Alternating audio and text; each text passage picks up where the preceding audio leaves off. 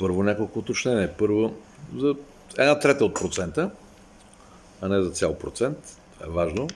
116 хиляди гласа, 117 хиляди гласа, които за ВМРО, за много от така наречените управляващи партии в Македония са мечта. Не могат да ги вземат никога.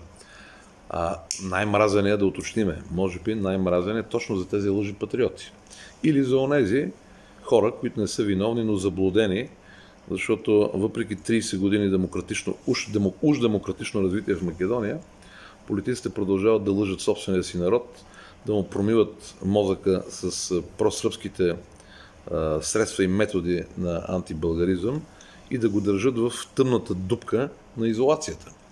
За тях съм най-мразения, но има много хора в Македония и то беха стотици хора, които миналата година и тази година ми се обаждаха, такива, които дори не познавам или ми пишеха имейли, смс и ми казваха да не фанете, да отстъпите.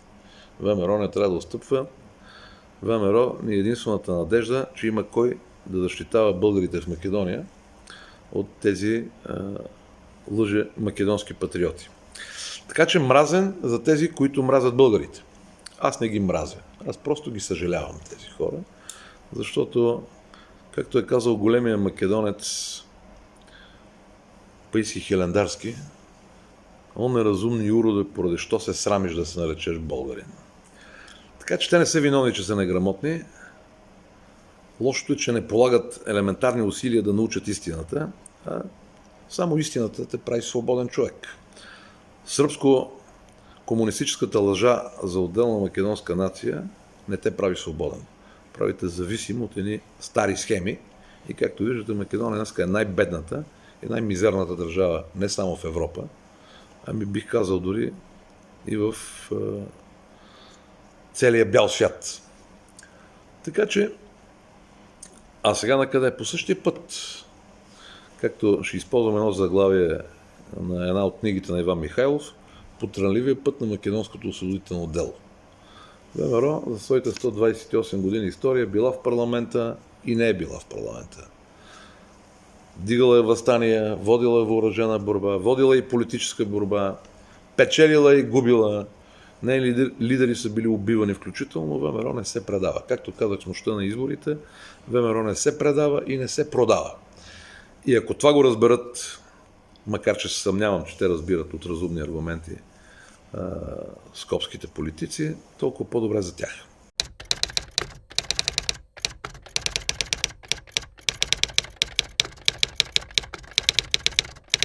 Ами причините са няколко. Когато в Македония е позволено да бъдеш циганин, гюптин, егюптин, ром, босанец, австралянец, най-вероятно и марсианец, но българин е мръсна дума и се култивира и през медии, и през така наречените интелектуалци, и през учебниците по история, хората се страхуват да се появяват. А непосредствената причина е, че тези хора, които бяха направили подписката да искат откриване на български секции, т.е. на избирателни секции за български избори, голямата част от тези хора бяха привиквани в полицията. В един от градовете, където беше предизборната секция, имаше цивилни полицаи, които връщаха хората. Така че страха е основната причина. А това, че тези хора, които се престрашиха да гласуват, гласуваха за ВМРО, е само показателно какво би се случило, ако Македония наистина беше относително дори свободна и демократична държава.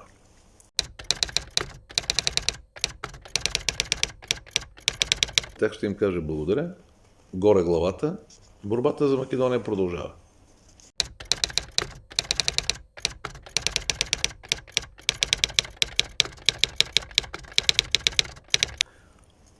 Опасност някой да си го помисли има.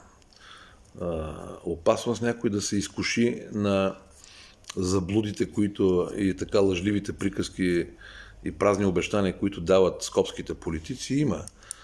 Да се излъжат, казвам, има опасност. Но да се случи няма опасност, защото това означава в България да стане революция. Никой няма да си позволи лукса да предаде историческата истина за Македония. Всъщност ние не искаме много. Ние искаме едно нещо. Сегашните политици в Македония да спрат да тормозят онези хора, които имат българско национално самосъзнание в Македония, да спрат да насаждат омраза през образованието, през медиите, през цялата си политика спрямо българите и спрямо България, да спрат да фалшифицират българската история. Ние не отричаме правото на всеки да нарича себе си както иска. Но имаш право да се наричаш античен македонец или какъвто искаш, само че нямаш право да фалшифицираш истинската история на Македония. Защото Македония, като географски регион, в исторически план е направила много повече за българския народ и за България, отколкото Добруджа, Тракия, Мизия или която и да е друга област. Няма как ти да изтриеш половината българска история, фалшифицирайки, че това не било част от българската история, и то с фалшиви аргументи. Този подход, че може да си тълкуваш историята както искаш, е абсолютна глупост и няма как да бъде позволено. Така че не вярвам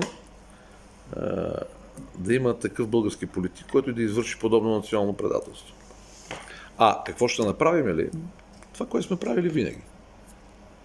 Ще бъдем в бойна готовност и ако нещо подобно почне да се случва, смятайте, че протестите, които лятото правеха срещу сегашното правителство, ще им се видят сън в лятна нощ.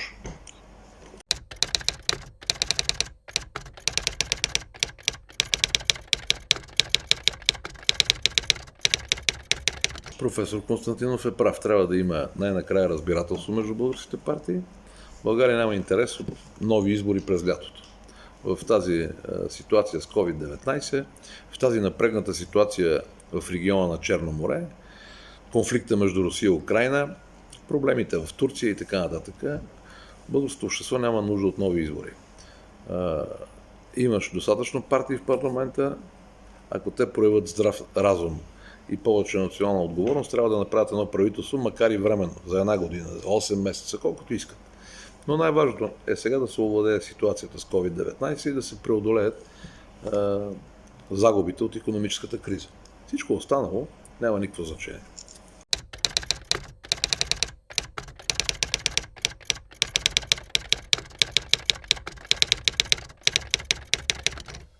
В македонските медии интереса към мен не е спирал.